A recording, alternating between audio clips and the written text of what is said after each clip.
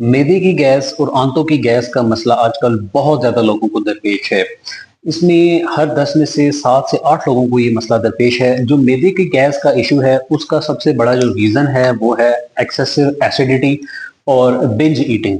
होता क्या है कि जब आप ज़्यादा और अनहेल्दी डाइट का यूज़ करते हैं, तो आपके स्टमक को उसको डाइजेस्ट करने के लिए ज़्यादा वर्क करना पड़ता है और वो वर्क ज़्यादा जो होता है, वो एसिडिटी ज़्यादा प्रोड्यूस करने के तर्ज पे होता है।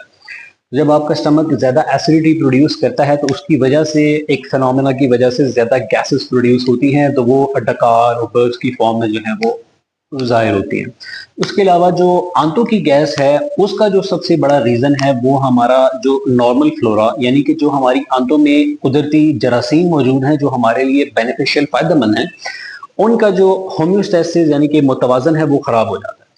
उसकी जो सबसे बड़ी रीज़न है, बिला तकल्लुफ़ जो हम एंटीबायोटिक्स का इस्तेमाल करते हैं, ओवर द काउंटर अवेलेबल होती हैं हमारे पास, तो एज़ोमैक्स, ऑगमेंटिन, लीफलॉक्स वगैरह। अगर हमको वायरल इन्फेक्शन भी है तो हम एंटीबायोटिक यूज़ कर लेते हैं। तो उसका नुकसान ये होता है कि जो आपका नॉर्मल फ्लोरा होता है वो डैमेज होता है। तो होम्योस्टेसिस ऐसे कर्व में हो जाता है, जो नॉर्मल आपके लिए सेहतमंद बैक्टीरिया वो कम हो जाते हैं और जो नुकसानदेह बैक्टीरिया वो ज़्यादा हो जाते हैं।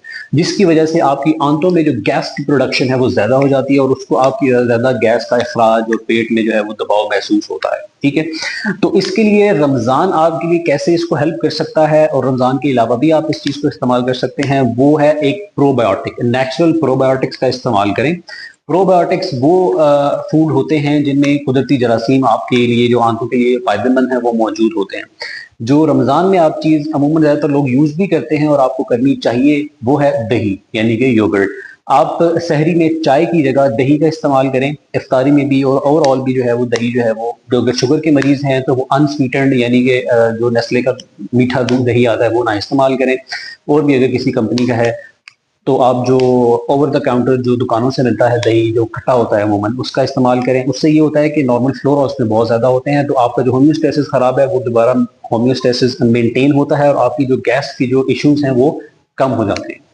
Thank you so much. इसके अलावा भी अगर आपका इश्यू बरकरार रहे तो लाज़मी जो है वो आप डॉक्टर से कंसल्ट करें। Thank you so much. अल्लाह हाफ़िज़।